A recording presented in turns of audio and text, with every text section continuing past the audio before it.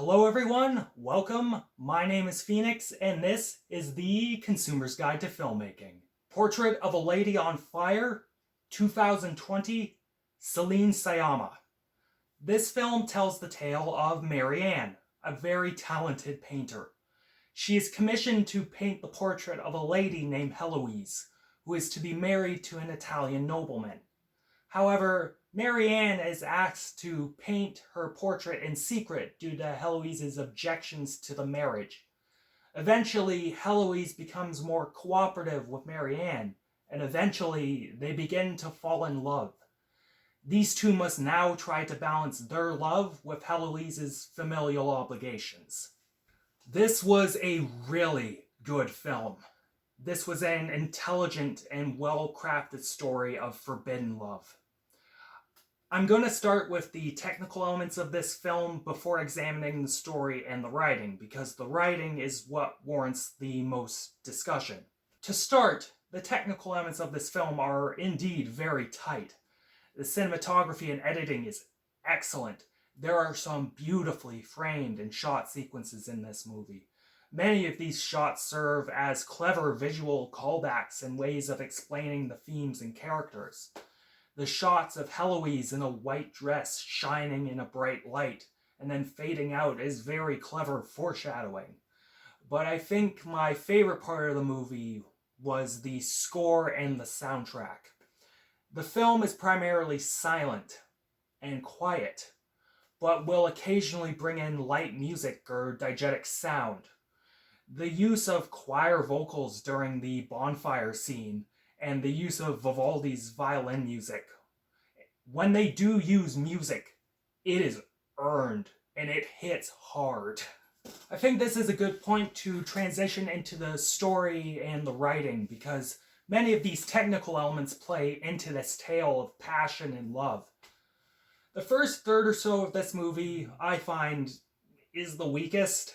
It is rather slow and dull and moves at a snail's pace. Sure, some of these scenes do develop the plot and characters quite well, but some of them could have been cut from the film and we would have lost nothing of value. This film is 2 hours long, in and around that. I think it could have been cut to 1 hour 45. But when this story gets going and these two women finally fall in love, this is when the film is fucking fire. Celine Sciamma presents these women without political pretense and virtue signaling, much in the same way like Guadagnino and Ivory do in Call Me By Your Name. Great fucking movie, you should see it. This is just a story of two people falling in love and sharing this immense, deep passion. But they just happen to be women. Their dialogue and interactions are charming, heartwarming, heartbreaking, and all around amazing. And this is brought to life by our two amazing actresses. They play these characters quietly, reservedly, not showing raucous emotion until it is warranted. The writing sets up every piece of this story, and it uses imagery and foreshadowing to give you those visual cues. The image of Heloise in the white dress fading to black is this symbol of how fleeting this romance is, a sign that Mary Ann knows that this isn't meant to last. The sequence at the art exhibit, with all these hints at past discussions and events with Heloise, my favorite being a portrait of Heloise and her daughter, but Heloise is holding a book slightly open to show a specific page, a page that Mary Ann drew a self-portrait in. It shows that Mary Ann cannot move on, and all she sees in art, both her own and others, is her one true love. It's quite subtle and quite clever and really well presented. Oh, and goddamn, good goddamn that ending. It's one of the best endings to a movie I have seen in quite some time.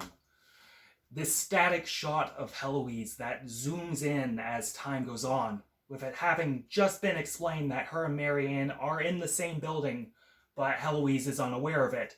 This is the last time Mary Ann ever saw her. And Vivaldi's Summer starts playing. It's the same piece that Marianne played for her earlier, and Heloise just starts bursting into tears. And she realizes that despite having supposedly moved on, the passion's still there, that love never left, the fire still burned. It's powerful, it's poignant, and it wraps everything up in this beautiful melancholic bow. Overall, while the first bit might have been a little too slow, it sticks the landing and it becomes just great. It's a romantic fireworks display and definitely one of my favorites of 2020. If it's playing in your... That fucking aged well. Shit. Yeah, this movie's fucking great. If you're doing like a date night thing during your quarantine, yeah, rent this. It's very good. Watch it.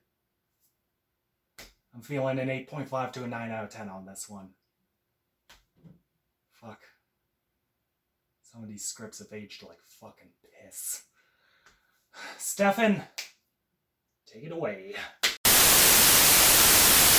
Yo, this is your boy Stefan. And if you made it to this part of the video, you know you just watched another fly-ass review by my man Phoenix. Make sure to like, share, and subscribe to this channel. Pass these videos around. Also, make sure to follow this channel on Twitter, Facebook, Instagram, MySpace, all that stuff. Links to those will be in the description.